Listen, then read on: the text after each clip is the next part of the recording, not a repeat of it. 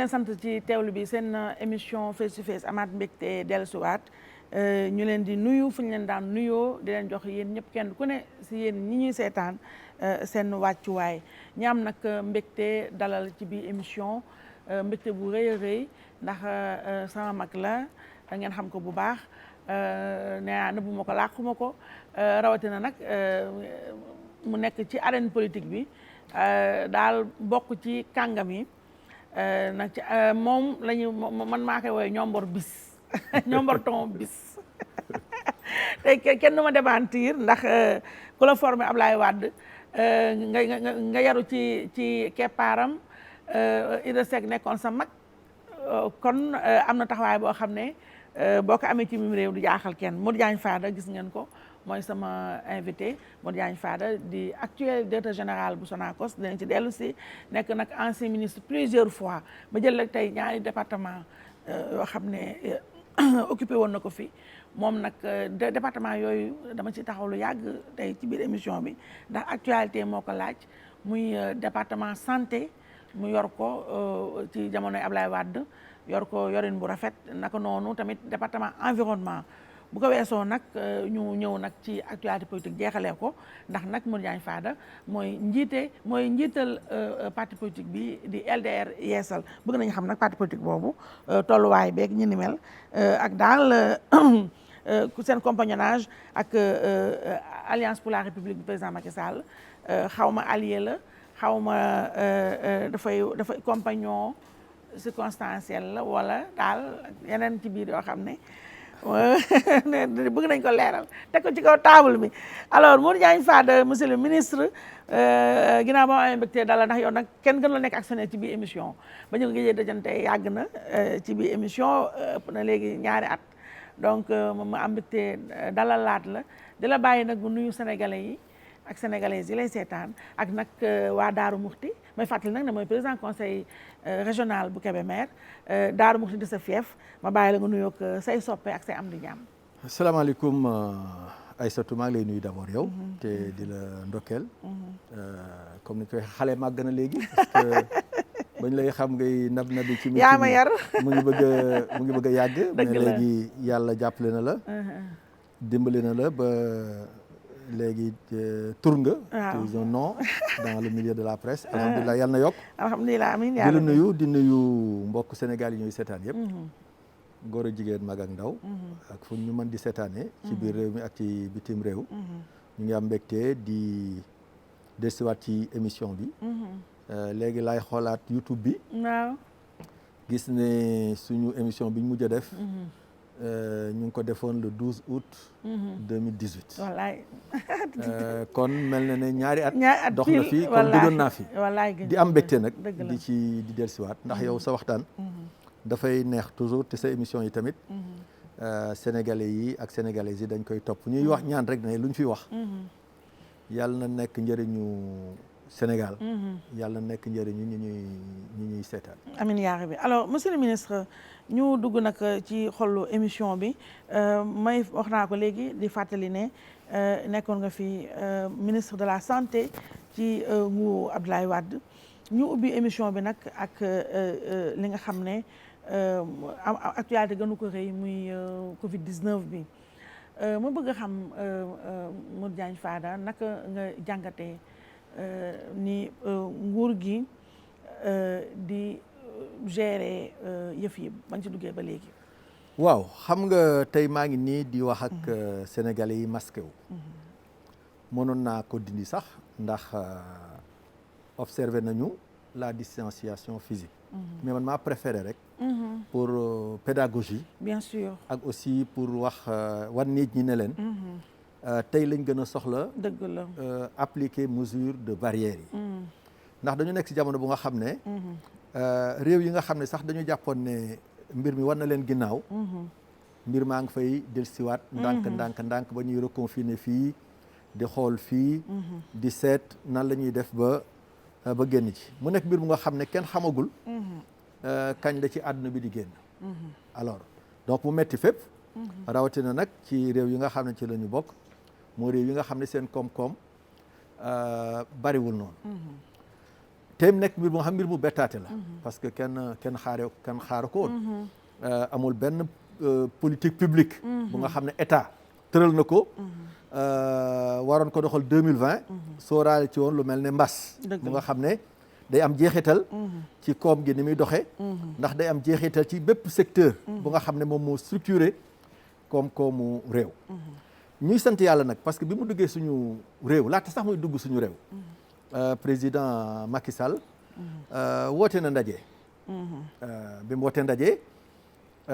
waxtaane ko bis ba mu njëkkee woote ndaje sax bis boobu le Sénégal doon njëkk a enregistré cas suspect alors donc je crois que am na benn esprit anticipatif muy jéem a njëkkante ak feebar bi jël ay matuwaay ba nga xam ne bu ñu dalee yi tamit daañu mën a jànkonte ak moom alors loolu mu nekk lu à plusieurs reprises aussi président Macky Sall génnaat na taxaw wax ak askan bi jël ay dogal ba ñuy tëj suñu université ak école yi daanaka Afrique kenn xalaatagu ko woon. mais mën nga wax lan mooy les bons points et les mauvais points. waaw dinaa wax en tout cas li ma xam mooy man gisuma mauvais point. dans la gestion de la pandémie et je le dis objectivement xam man géré nañ fi benn épidémie bu ñuy wax poliomyélite. ba ma nekkee jëwriñ ji yore wàllu santé. te xam ngeen poliomyélite dafa gëjoon ci Sénégal. poliomyélite feebar bu nga xam mooy laago nga xam ne ci excréments yi lay jógee di dal si nit ñi keroog bi loolu déclaré woo ñu tasante ñii naan nii lañ war a doxale nii naan nii lañ war a doxale OMS daf ne feebar yu mel nii su amee na ngeen jouer la transparence te wax nañu dëgg c'est-à-dire que lu ñuy wax épidémie wala pandémie nañu jouer la transparence mooy li xew ngeen wax ko nit mais xam nga loolu sax justement bokk na ci ñu bëri li ñu jàpp ne mooy mauvais point bi dégg nga sénégalais yi bëri na ak même kilifa diine yi xalif général Tidiane dégg nga ko à maintes reprises mu woo nguur gi ci nañ transparent ak sénégalais ñu wax dëgg bi li xew mais xam nga transparence rombul données yi nga am ñaata lañu saytu ci biir askan bi bis bu nekk nga joxe ko ñaata ñoo ci am doomu jàngoro bi nga joxe ko ñaata ñoo ci ay cas communautaire yooyu dañuy dem sax ba wax dëkk yi ñu dëkk Sénégal rek nga dégg mu koy wax damay suivre li xew yeneen réew yi ci wàllu mbas mi mais dégg ma benn réew buy àgg ba ci dëkk sàngam am na cas communautaire dëkk sàngam am na cas communautaire loolu yëpp pour attirer attention nit ñi ne ci dëkk yooyu ci gox yooyu ay nit a ngi fiy dox yu nga xam ne ñu ngi yore doomu jàngoro te peut-être yéen a ngi leen di felesu wala yéen a ngi leen di riisu wala yéen ngi wax ak ñoom te xamu leen ko kon gën leen def ndànk. mais xam nga point boobu ngay wax mooy seen point corona du jour bu ñuy def bëri na tamit ñoo xam ne dañu jàpp ne bu dee amoon na njariñ tam léegi njariñ bi néew na ndaxte wax nañ kii faatu naa ñi nangami kaa nangami sàngam de manière complètement mécanique gisuñu loo xam ne amal na njariñ population bi xam nga sénégalais léeg-léeg moo jafee xam lu mu bëgg ndax boo nee nañu tëj frontières yi nañu tëj circulation bi nañu tëj marché yi nañu tëj école yi gars yi jóg fu ñuy dundee lu ñuy def nii lu ñuy def naa nga ne léegi nañ ubbi marché yi nañ ubbi transport bi pour nit ñi dem ak a ñëw pour nit ñi am lu ñu yóbbu seen kër ñu ne gars yi bàyyeeku nañu donc pour nga xam li nga xam ne moom la Sénégal yi bëgg jafe na mais ki nga xam ne mooy autorité bi nag te xam luy njëriñu askan bi xam luy njëriñu réew mi su waree yolomal na yolomal su waree dëgëral na dëgëral te wàllu communication da nga mënul romb ak foofu nit ñi xëy na nag am na liggéey bu nga xam ne war na egg ci suuf jëm ci chef de quartier yi jëm ci conseil de quartier yi jëm ci ASC de football yi mouvement nawetaan par exemple tey waroon nañu jël lu mel ne mbas mi seet nan lañ war a dugalee xeex bi ci biir askan bi pour que xale yi surtout def ndànk parce que problème bi tey xale yi la boo xoolee ñi nga xam ne ñoom la ñuy testé ci àdduna bi yëpp ñi muy gën di dal xale yi la ñoo ko yóbbu ci biir kër gi mais boo xoolee tamit mais boo xoolee tamit ñi muy gën di lor mag ñi la. mag ñi lay gën waaw xam nga loolu nag mooy problème bi sax bu fekkee ne xale yi lay gën di dal mais mag ñi lay gën di lor loolu nag il faut que xale yi xam ne am nañ responsabilité bu rëy a rëy a rëy am nañu taxawaay bu rëy a rëy te nag xale war na am taxawaay bu nga xam ne dafay protéger mag ñi war na am taxawaay bu nga xam ne dafay jox cër mag ñi même bu fekkente ne yow am nga 1000 chances su la dalee du la lor aussi sa yaay da nga dëkkal sa kër ga wala sa bàjjen ba nga dëkkal sa kër ga nga bàyyi ko xel ba nga xam ne war nga fexe ba doo yore jàngoro bi nga xam ne mooy Covid-19 donc ñu décentraliser communication bi dem impliquer chef de quartier yi imam yi mais approche communautaire bi ñuy wax waaw ñu def cette approche communautaire là mais xam nga autorité bi li mu mën a wax mooy def leen ko l'approche elle n'est plus médicale parce que médecins yi ak professionnels de santé yi seen taxawaay ñu ngi koy matale ba mu mat sëkk. mais xam nga gis nga wàllu askan bi la. waaw mais Modou Diagne Fada bala ñoo avancer ci beneen laaj gis nga justement depuis un certain temps cas communautaire ni ñuy bari ay 100 quelque ngay dégg faatu yi naka noonu ñu bëri jàpp ne bàyyiku bu nguur gi teel a bàyyi yëf ya nga xam ne ñu bëri jàpp ne ay pression la subir moo waral lool ba ca des mooy barki démb ministre de l'Intérieur Aly Ngouille Ndiaye jël na une série de mesures boo xam ne mën nañ jàpp ne dafa durcir peut-être kii mesure barrière pour ñu ku ko respecté wul ak tamit rassemblement yenn yi tëj plage foofu li ma la fay laaj mooy port masque bi ci mbedd yeeg yooyu dégg nga polémique yi ba moom Aliou Ngouille génnaa na ne masque yi du obligation nit ñi takk ko ci mbedd bi kon finalement ban njëriñ la am masque yi am bu fekkee ne doo ko takk ci mbedd bi tam virus baa ngi circulé ak moom kon loolu question bu ñu war a poser la te est-ce que waruñu ko woon xool waruñu woon saytu loolu avant ñu jàkkaarloo askan di wax ne ku takkul masque ñu teg la ay daan ba ca des mooy rassemblement yi nga xam dañ ko interdire te ñu bëri di ñaawlu dañuy ñoom ñiy interdire rassemblement ñoo ciy jiitu di nga gis benn ministre dem di inaugurer dara dajale mbooloo yu bari diw di ngénte madame première dame ne faa nga dem toog fa donc yooyu yëpp est-ce que nekkul ay signaux yoo xam ne du lu gën la ñuy yónnee askan wi ba tax nag ñi nga xam ne xamuñu dayoo feebar bi ñu ko soofantal ak ñi ko ñàkk wekk ñi ko ñàkk gëm ñu leen di encourager ci loolu. waaw Aïssatou li wax nga mbir yu bari yaa ngi tàmbalee ci cas communautaire yi su ma ci fàttee benn nag nga fàttali ma ko ci biir li may tontu yaa ngi commencé ci cas communautaire yi ni mu gën a yokkee jàpp naa ne Sénégal dëkku aada la dëkku diine la pour ne pas seulement dire dëkku jullit la dëkku diine la ndax suñu mbokku chrétiens yi tamit xam nañ ni ñu sàmmontee ak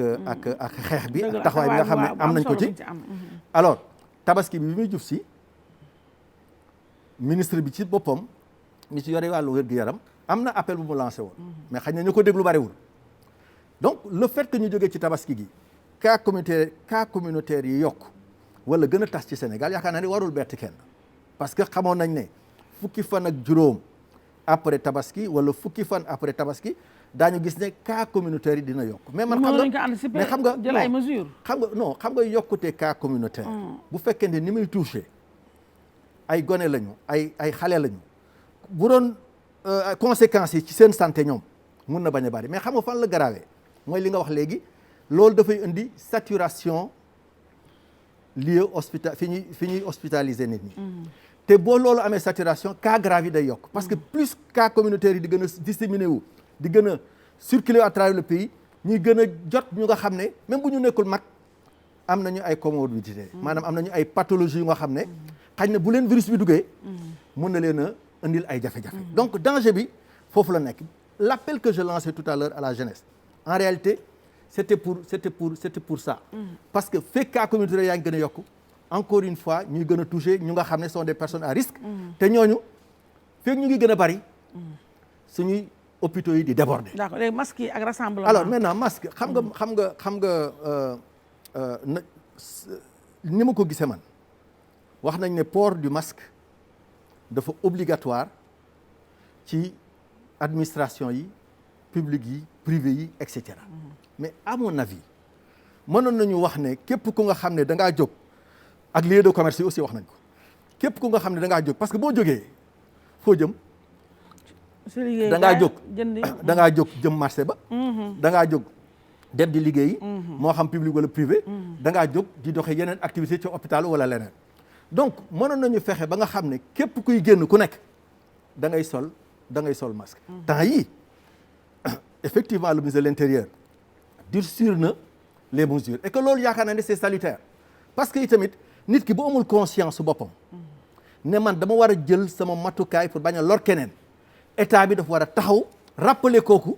à l'ordre ne ko da nga war a am taxawaay pour que même yow boo lorwul bul lor keneen donc yaakaar naa ne mesures yooyu mu jël police bi taxaw gendarme yi taxaw ñuy dem ci plage yi dem ci lieu de rassemblement yi di aar nit ñi di rappeler nit ñi dañu war a yor ay masques loolu nekk na lu nga xam ne léegi mais ñoom ñu tey rassemblement mais xam nga nag loolu man léeg-léeg ma lire ci réseaux sociaux yi ay lu ci ëpp ay fake news la gis nga suñu réseaux sociaux yi am na ñu nga xam ne jàpp nañ ne lieu la pour wane lu nekk parfois sax ñu jël photo daaw jéeg boole ko photo ren wala photo bu nga xam ne ba ñu ko photo booba sax kenn jëlagul mesure yi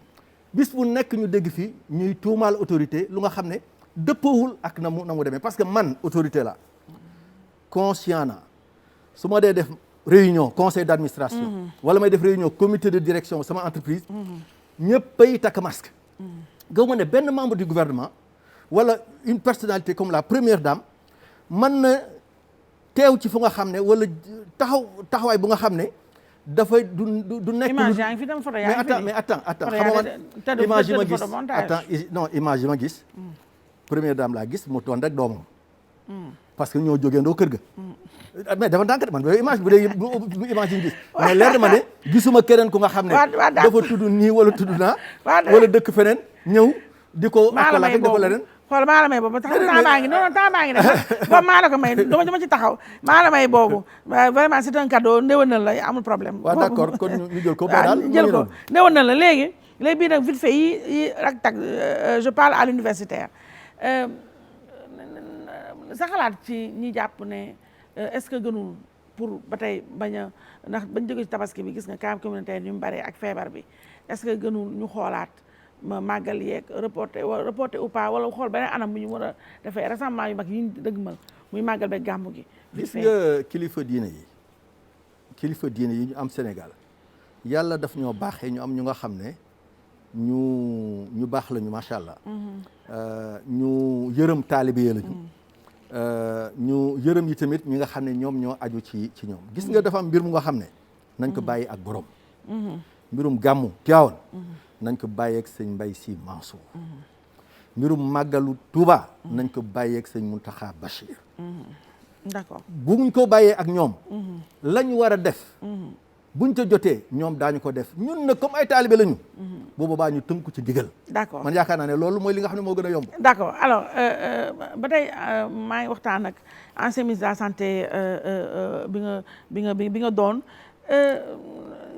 feebar bi dafa fësal li nga xam ne bëri woon ñu ko doon wax ci suuf ci qualité sunu plateau médical bi mu mel ne daf ko def fësal na ko bu baax a baax a baax mu jox dëgg tamit ou pas ñi nga xam ne dañ jàpp ne réew mi xaalis bi ngi fi mais dañ ko dugal foo xam ne amaana du foofu la war a dugg en urgence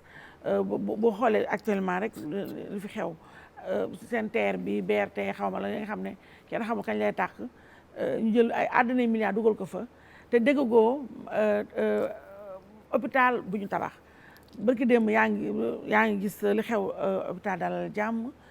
PCA ba di professeur Pape Touré démissionné ndax ci lettre ouverte ndax dafa jàpp ne xaalis bi nga xam ne moom la doon sàkku ci nguur di ko xaar ñu bëgg a ko dugal foo xam ne du ne baaxul muy ay bërëb yoo xam ne soxna yu bëgg a am doom ñu assisté leen procréation médicalement assisté xaw ma ñu ko waxee nag ci olof foofa ak tamit centre de greffe de moelle ak yooyu baax na waaye dafa jàpp ne amoon na pour xaalis boobu fu mu waroon gën a mën a dugg en urgence par rapport ak sax Covid bi léegi nag yii nii ministre de la santé bi nga doonoon seen responsabilité yéen ak say prédécesseur ci sunu plateau médical bu défectueux bi juróom ñu jëyee ji ñu am. non xam nga loolu tamit ñi xamul ñooy waxee noonu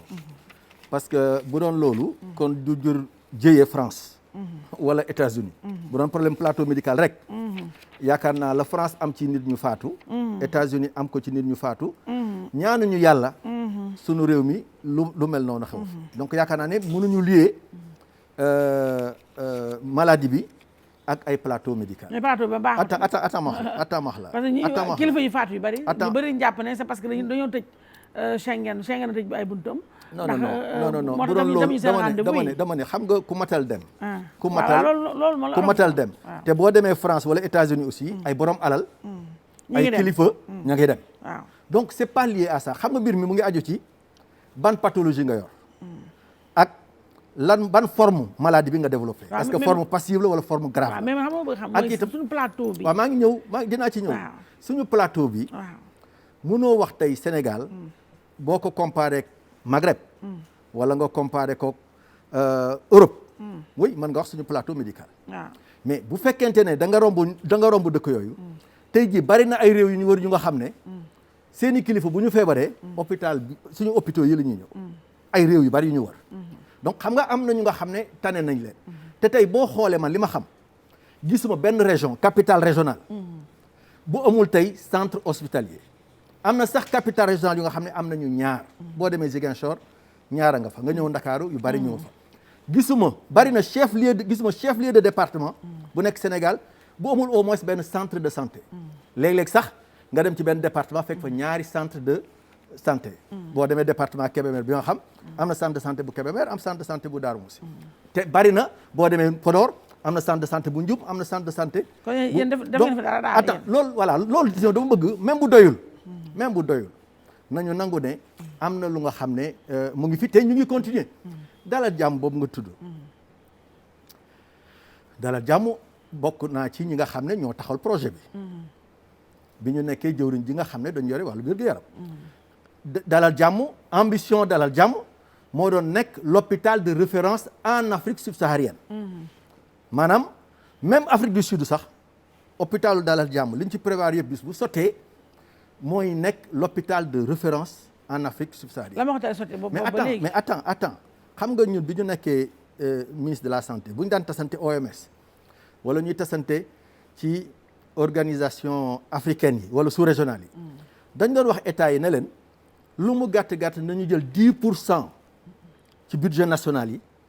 jëmale ko ci wàllu wér-gu-yaram. loolu moo nekkoon la demande forte des ministres de la santé la demande forte de l'organisation mondiale de la santé. am na ay réew yu nga xam ne doon nañ ko def. am na ay réewu Afrique yu nga xam ne ñu ngi woon ci yoon mais accès gu ñu woon. donc jàpp naa nag maintenant bu ñu jógee ci pandémie bii waxuma la France. waxuma la Allemagne waxuma la pays développés yi. mais les pays en voie de développement forcément daañu jëlaat koppar yu bëree bëri jëmale ko ci wér-gu-yaram te loolu je crois que président Macky Sall tàmbali na ko parce que li mu wax ci wàllu investissement jëmale ko ci santé publique yaakaar naa ne ñëpp aussi dégg nañ ko. pour dire quoi pour dire que pandémie bi au moins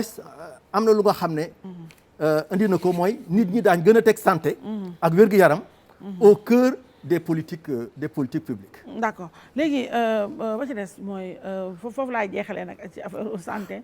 yaa ngi dégg ñu ne Russie ñi ngi testé ay vaccin avant Russie Madagascar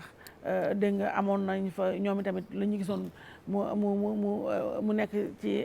en tout cas à base d'artémisia te gis nga presque dafa mel ni africains yi soutenir ñu leen sa xalaat. naka la ñu mën a def ñun waa réew Afrique yi ba scientifiquement parlant médicalement parlant suñu pharmaciens yi suñu médecins yu xarañ yi ñu am fii ci Afrique ñu mun leen a boole ci yu mel noonu nga xam ne l'histoire retiendra lay doon parce que tey xam nga réew bu njëkk a compétition la nekk ak concurrence réew bu njëkk a trouvé vaccin bi mën a faagaagal Covid-19 da nga dugg ci histoire. mais comment on peut faire. mais Aïssatou Sénégal am na ay professeurs. am na ay kàngam yu nga xam ne ci wàllu gëstu. dañu nekk ay références sur le plan mondial. tout à fait. jarul tudd ay tur. mais am na ci ñu nga xam ne dem nañoo dem wàllu VIH. 2 ñu découvrir ci lu nga xam ne am ci taxawaay bu nga xam ne ba tey ji maa ngi noonu. alors ak ñeneen ak ñeneen ak ñeneen ñu nga xam ne wàllu cancérologie. wàllu néphrologie. wàllu leneen ak leneen dañ ci am ay kàngaam. je crois que ci wàllu xam-xam. suñu kàngaam yi parce que sont sortis d'une très bonne école la faculté de médecine et de pharmacie bu Dakar faculté de référence la te ña fay génn ñeewuñu kenn ci wàllu xam-xam ak ci wàllu mën a gëstu li nga wax ci wàllu vaccin yi bon Union soviétique Russie nee na am na vaccin mais bu ngeen déggee vaccin bi ni mu ko waxee mooy septembre la ñuy commencé lii déwén la ñuy commencé commercialiser. xam nga boo ko seetloo rek mooy waa États-Unis ñu ngi seet Union européenne ñu ngi seet. bon loolu nag c'est plutôt un combat politique. bu nekk entre les grandes puissances pour kan moo njëkk a découvrir vaccin mais li am solo. pour nous Africains mooy protocole yooyu xalaat yooyu saytu yooyu bis bu génnee. ñu démocratiser ko ba nga xam ne ki bursam am koppar yu bari dana ci mën a jot mais ku nga xam ne tamit amoo lu bari da nga ci mën a jot ñu fexe yi tamit ubbi bërëb yi nga xam ne ñoom lañ koy defee ba nga xam ne sunu nit ñi ñun daañ fa mën a dem formé wu ba nga xam ne suba daañ mën a découvrir yi tamit lu demee ko noonu. alors yéen nag mooy question rafale donc pare naa ci ministre de la santé dama ñëw ci ministre de l'environnement bu ñu waxee environnement am na polémique bu rëy boo xam ne ba tey dafa actuel mu aajo ci oryx yi nga doon dégg ak jëwriñ bi ñu dénk jamono yi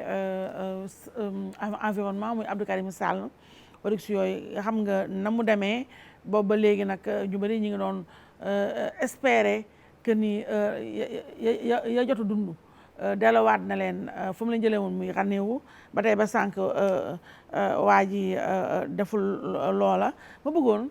ministre de l'environnement bi nga doonoon nga wax ma d'abord sa jàngat ci xew-xew moomu ak i tamit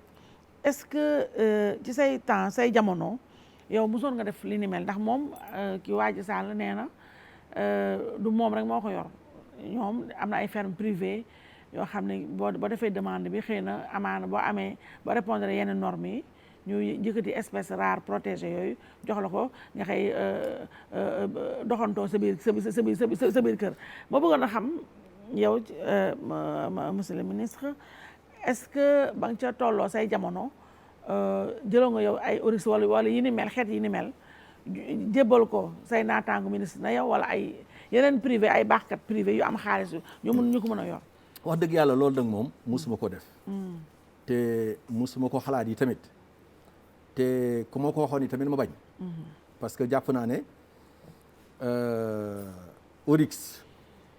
wala beneen mala bu mën di doon dafa am ay convention yu nga xam ne Sénégal da koo signé convention yu nga xam ne dafay protéger waxuma la espèces animales yi même des espèces végétales te oryx algazelle parce que noonu la tudd dafa bokk ci espèces yi nga xam ne dañ leen di protéger moom ak ay élan de derby ak yeneen te Sénégal dafa bokk ci ñi nga xam ne dañu engagé wu ci convention yooyu kon liñ war a def Sénégal liñ ko may mooy mu fexe ba espèces yooyu su ko amee mu sàmmonteeg moom toppatoo ko bañ gën a bari parce que ce sont des espèces en voie de disparition projet bi nag am na luñ ci xam ndax li tax ñu am luñ ci xam mooy 98 99 la projet bi door ci Sénégal booba jamonoy président Abdou Diouf la 2000 président Wade ñëw 2001 ma yore ministère bi yore wàllu environnement 2003 la ñu jël parce que booba bi mu ñëwee ñu ngi leen dalaloon ci réserve bu Gëmbal fële ca booru Ndar fa lañ leen dalaloon 2003 ñu jël juróomi femelle ak ñetti mâle man mii maa demoon Katané ca Ranérou département Ranérou commune Oudalaye benn réserve bu fa nekkoon bu nga xam ne yàgg naa am mais dafa doon commencé dee ñu defaraat ko clôturer waat ko ñëw ne dañ koy revitaliser. maa présidé woon cérémonie de lancement ba bañ demee ñu bàyyi fa juróom-ñetti sujets yi yàlla mi dara tawul ak liggéeyu waa parc ak mooy agent parc yi ak ñi nga xam ne ñëpp ginnaaw bi ñoo topp ci sama ginnaaw ñu fexe dem ba tey jii bu ñu wàññee mat na 400 sujets wala lu ko ëpp ci Oryx yi mu nekk lu nga xam lu am solo la. maintenant Oryx dafa am fu mu mën a épanouir fu mu mën a développer woo ak fu mu ko mënul def bu amee lu mel noonu te da nga bañ espèce bi disparaître wala boog ñu tàncaloo foofu ba nga xam ne mën nañu dem bay gaañante wala leneen ak leneen yoon maye na nga jële foofu ay espèces yóbbu Fatala par exemple wala nga jële foofu ay espèces yóbbu parc de feneen wala nga jële foofu ay espèces seet zone bu nga xam ne ñoom mën nañ fa évoluer nga defar fa parc nga yóbbu leen ci kaw ay convention ak surveillance internationale man nekk naa ministre de l'environnement bëggoon jëlee ay éléphants Burkina Faso parce que ñoom dañ ci amoon bari la ci lool ba muy yàq seen tool yi sama collègue bi ne su ngeen bëggee ñu jox leen ci ñun tamit ñu ne leen ñun amatuñ ko parc Niokolo-Koba dañ ci soxla ñu nekk di liggéey mais dañ ci doon liggéey ak waa France dañ ci doon liggéey ak militaire français yi nga xam ne ñoo fi nekkoon mais bi ñu dem xool condition de transport yi ñu gis ne mën nañ ci loru dañ ko tegaat ci suuf. mais donc bii nii. alors bii nii c'est-à-dire bii nii d'abord fi ma dégg ñu ne fa la réserve bi nekk loolu mën naa nekk problème parce que quand même dans la région de Cap-Vert là loolu d'abord war naa mën a nekk problème te itamit dafa am lu nga xam ne boo nekkee jëwriñ ji ñu dénk wàllu nangam am na taxawaay bu nga xam ne noonu nga war a taxaw de telle sorte que dama et puis condition wu transfert yi yan convention il faut ñu jàng yan convention nan protocole nan nangam ak nangam mais li am solo mooy liñ ci mën a wax daal bari na waaye nag dañu nekk ci cadre bu nga xam ne ñoo bokk fu ñu jëm man tey bu am naa possibilité su ma amee dëgg-dëgg lu may critiquer am na ay instance mais woowoo ko ci moom non en tant que ancien ministre non woowu ma ko ci xañ na moom moo ma ci waroon woo plutôt bu ma ci woowoon avant muy am dinaa ko wax sama waxuma la man sax mais am na ñu ko gën a ñu nekk ca ministère ba am na ñu nga xam ne ñu ngi fa doon liggéey nekkoon ay conservateurs de parcs nationaux suñu leen impliqué woon ci mbir mi xañ na ni mbir mi tëddee du ñu tëddee mais li am solo mooy mbir la mu nga xam ne demee na noonu mu demee nañu ñaan lu mel noonu bañ fi amati. et puis aussi man sama problème mooy ya fa des. ya des fan. ya des ci ferme ba xam nga defe naa aussi ils étaient au nombre au nombre de 6 ou 7 kenn xamul nombre exact bi dafa am yu faatu am yoo xam ne faatuwuñu ya faatuwul la waroon def xam nga dégg nga sa coowam ak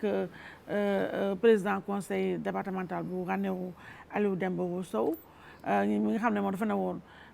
am na assurance que ni dina dellool yi des yi waaye waa ji si saa si def communiqué daal ne xalaatu ko dellool donc tamit loolu aussi nekk benn xeetu maa tey wala xam nga qu'est-ce qui se passe daal man vraiment ba waa ji xam nga loolu du ma ci mën a loolu du ma ci mën a parce que léegi fa nga bokk moo tax non du ma ci mën a sori par élégance doo ci wax non du ma ci mën a sori d'abord non seulement par élégance républicaine parce que aussi moom sama successeur la nekkoon naa foofu mu nekk mais ensuite jàpp naa ne lu mel nii léegi ñun ñi bokk dans la grande coalition de la majorité présidentielle du ñàkk daañu am ay jotaay yu nga xam ne problème yi ñu soulever yëpp daañu ko mën a soulever cadre bu mel noonu bis bu ñu ko amee yaakaar naa ne ku mel ne man ak keneen parce que du man dong am na ñeneen ñu nga xam ne aussi am nañu seen xam-xam màcc na ci mbir mi yaakaar naa ci booba ci la ñu gën a nekk à l'aise pour wax dëgg li ñu bëgg a wax ci dossier bi. d'accord alors ñu ñëw ci Sonacos maa ngi tooñ léegi nee naa la sunu émission bu mujj bi wax dëgg fa yàlla nii ne woon nii fii ne moom yaa ngi nii mbat macha allah catuma la j'espère que du ma la indi ay problème auditeurs yeeg yooyu duñu fa ñëw xool waa ji nu mu yoree affaire yi sunu kees geeg ñoom seen gis naa ne yaa ngi ci terrain bi Mao Cissé monsieur le ministre indaale ñu ay image yoo xam ne c'est important defe naa nit ñi xam tamit ñu si mel ne man ñu xam dëgg-dëgg Sonacos bi ñuy dégg naka la gerte bi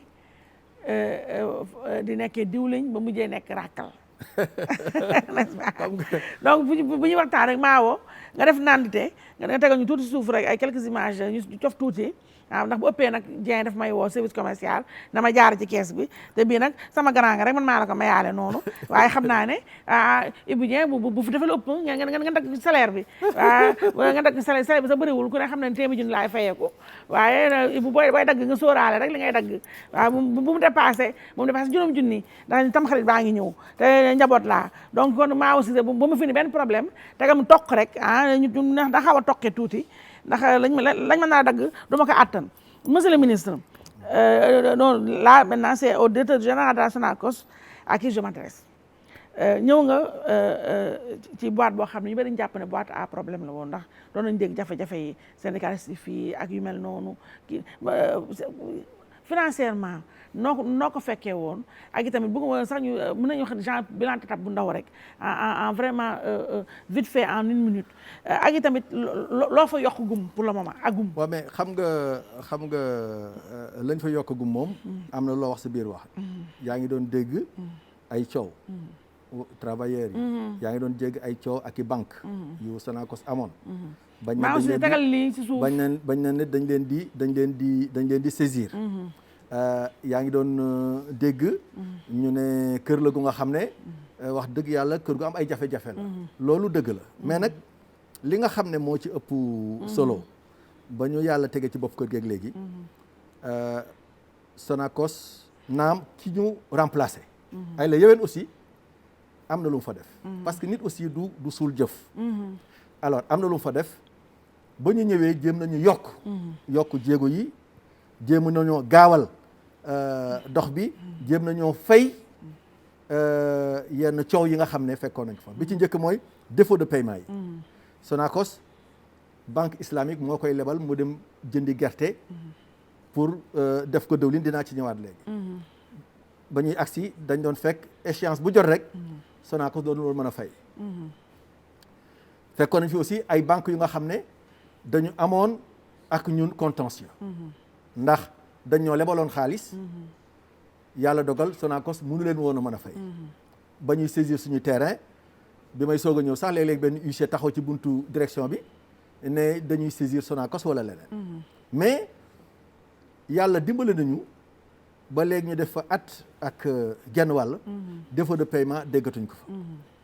yàlla dimbale ñu aussi ba partenaires financiers yi muy banques yi waxtaan nañ ak ñoom ba kenn ku nekk tëral nañu ak yow moratoire ñoo ngi leen di fay déggatu leen fa aussi coow liggéeykat yi tamit ñu ngi waxtaan ak ñoom guddi ak bëccëg di toogandoo ak ñoom pour apaiser le climat social parce que loolu d'abord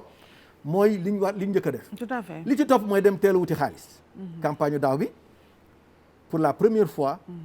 xaalis bi jiitu ubbiteel campagne bi 3 décembre la ñu ubbi campagne ñu jëndum gerte mi mois de novembre ba muy jeex fekk nañu am financement bi ensuite ñu libellé ko en euro bu njëkk en dollar lañ ko daan libellé dollar bi di yéeg di wàcc Sénégal di ci perte Sonacos di ci perte ren parité fixe la muy dollar ñu fexe yi tamit ba banque relais amul ren parce que bu njëkk laata xaalis bi ñëw da daan yàgg gu nga xam ne Sonacos day dem lépp ay banque ñoo ñu tegal ko ay intérêt mu soog a jot xaalis bi fay leen donc la mu daan jëlee ci banque islamique da daan dugal fële teg ci ay intérêt loolu tamit ñu fexe ba ren amul ñu dugg nag ci campagne bi dem jëndi gerte campagne boo ci duggee gerte ngay jëndi jaar ci ay opérateur jaar ci Sénia dem wuti gerte boo jëndee gerte gi ba pare gerte googu na ngay jël xolli ko boo ko xollee nga nal ko nga tàngal ko wala neexee nga wax la nga tàngal ko nga nal ko nga tàngal ko boo ko tàngalee ba mu tàng nga nal ko mooy joxe dëwlin boo ko nalee mu génne dëwlin ak rakkal leen li doon rakkal dëwlin bi maintenant huile brute lay nekk. nga jël ko segg ko defar ko raffiner ko ba dindi ci lépp lu nekk toxique def ko ci butéel yu rafet bu midi jotee wala bu 20h jotee nga tegal ci sa àllaaji mu añ wala mu donc noonu mooy processus bi. rakkal ji boo paree. am na lu nga xam ne amatul woon Sonacos parce que rakkal ji boo ko jëlee noonu rek boo ko jaay bitim réew du sotti. parce que dañ naan la dafa am ay toxique. rakkal jooji tamit atelier malheureusement bi nga xam ne moo daan def détoxification bi atelier boobu dafa paanoon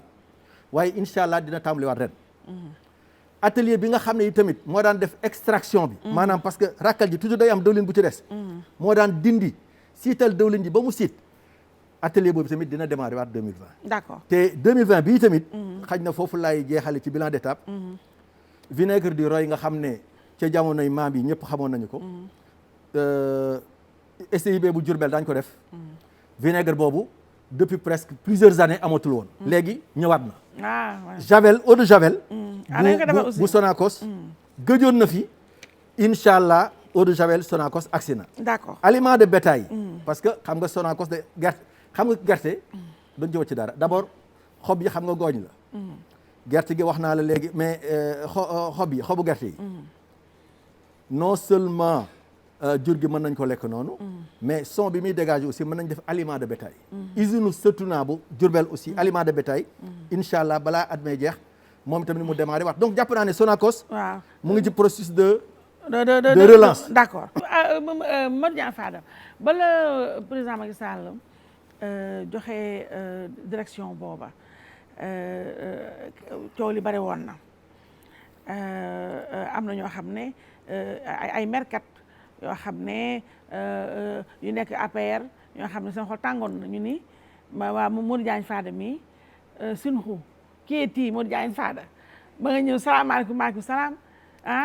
kenn sañu ma laa transhumant nga ndax sama grand nga waaye xam nga fu may waxee ñu ñëw ñu jox la dafa la wax naa la ko de nga ñëw ñu jox la direction générale Sonacos bàyyi fi ay apéristes de souche ñeneen ñi nga xam ne gis naa fa sax ñoo xam ne mën naa tudd rek Aliou Sow xeer na fi ay xeer yu metti dégguma sang ba tey nga tontu ko mu mel ne sa direction boobu coow la woon kon moo tax sax ma bàyyi la nga déroulé Sonacos bi ndax dégg après na déggoon naa ñu naan Sonacos bi sax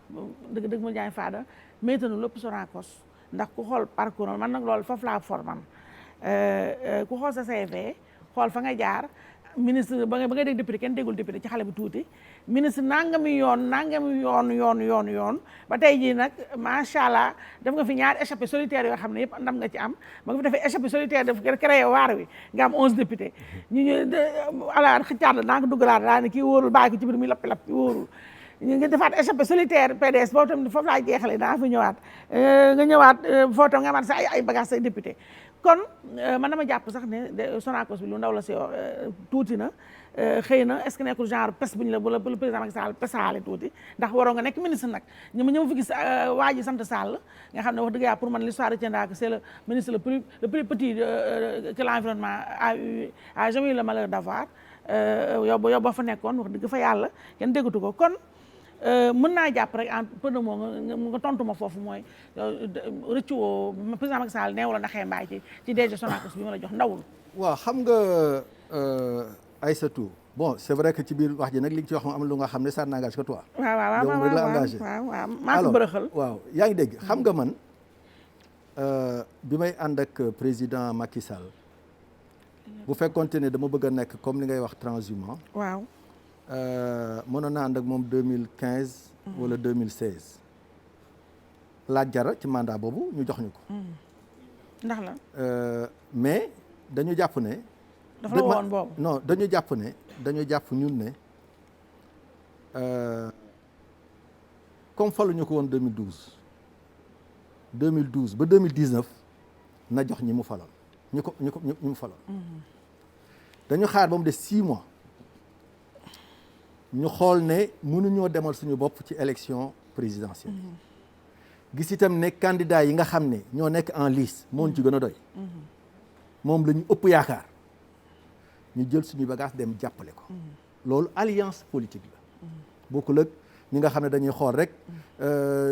non alliance pour mënoon nañoo dem mënoon nañoo dem ñàkk mais yàlla may ñu dem am bi ñu amee yi tamit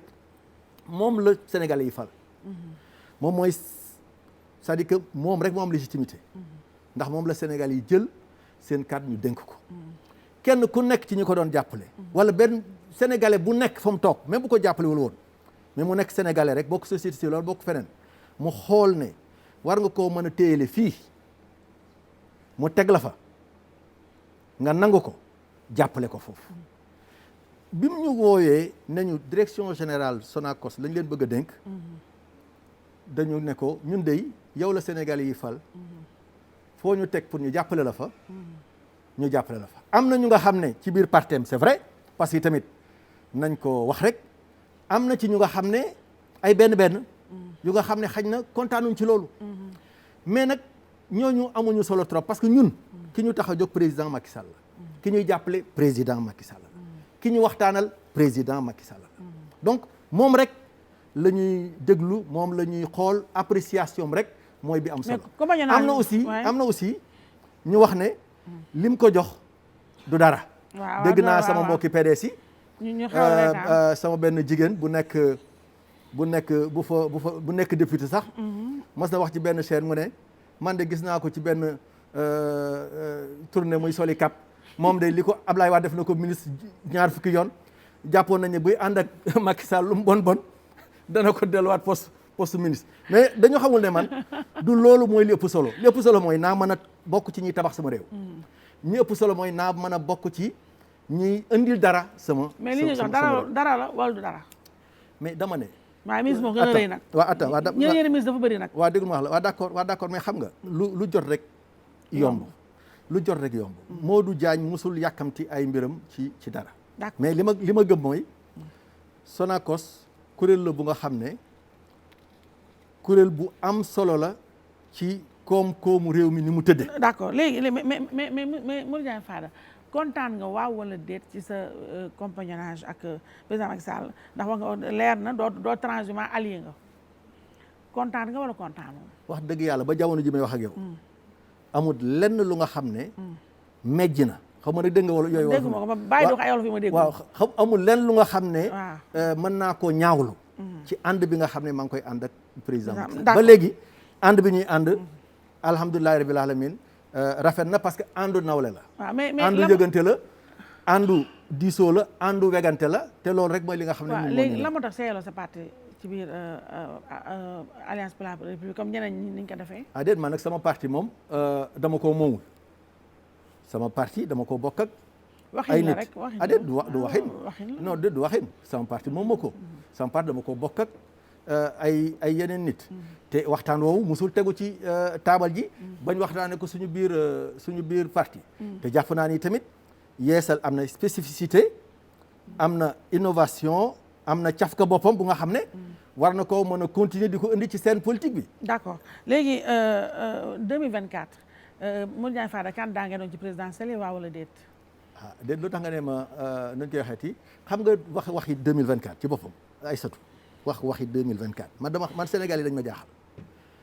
loolu opposant moo war a toog naan 2024 mais xam nga ñun ñi nga xam ne dañu ànd ak président Macky Sall lan la ñu war a wax fii ñu toll nii bërki démb lañ ko fal. kañ nga may tontu attends bërki démb lañ ko fal bañ ko falee bërki démb mu def fa 1 an et demi ñu fal ko ci programme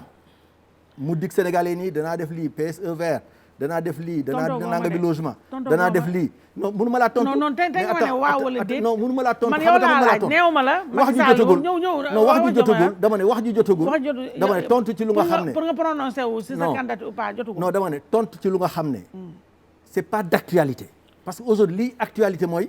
nan lañ war a mën a gunge président Macky Sall ba mu réussir mandat non xam nga laa bëggoon njaacaar nga waaye xam nga yàgg la fréquenté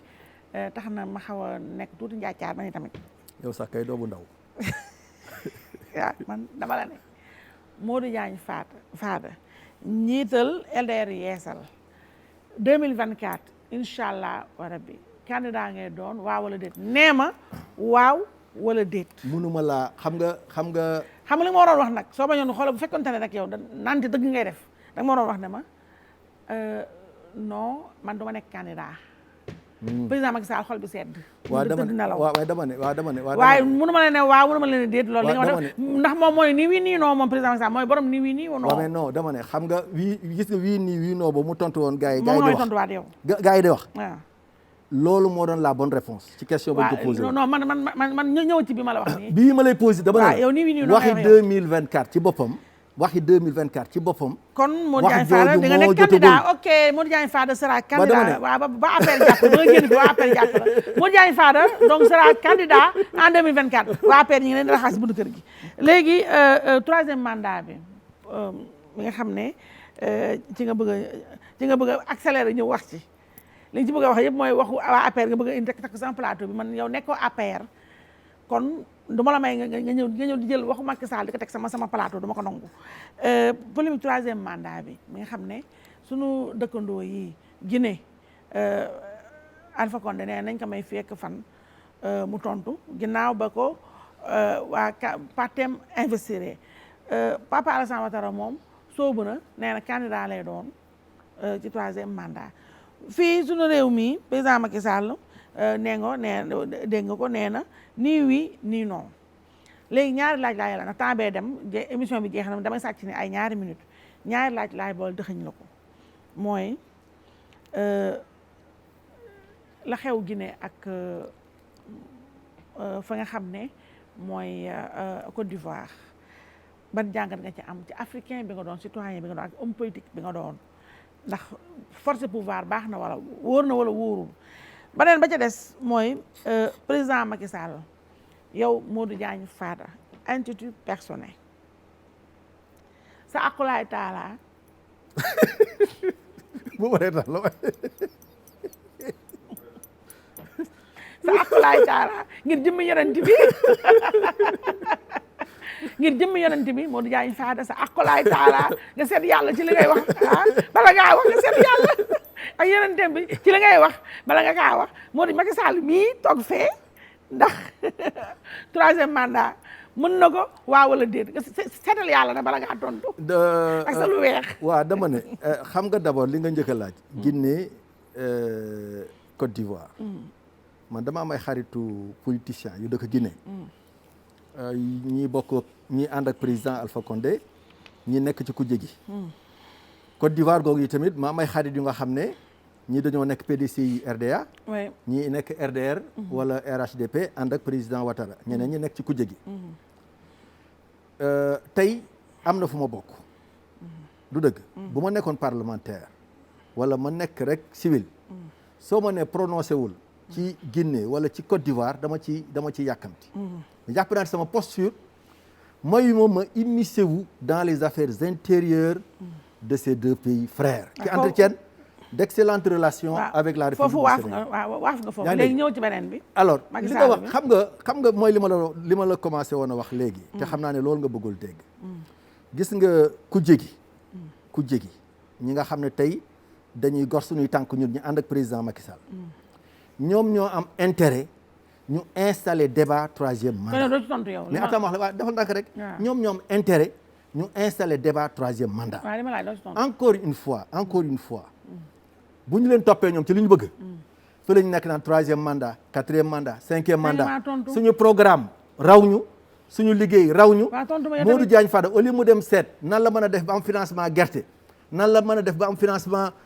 pour mener sa collecte. mu nekk fa naan troisième mandat président Macky Sall au lieu mu fa nekk naan PSE lii wala nanga mu nekk ci loolu lañ dul def ñoo lànk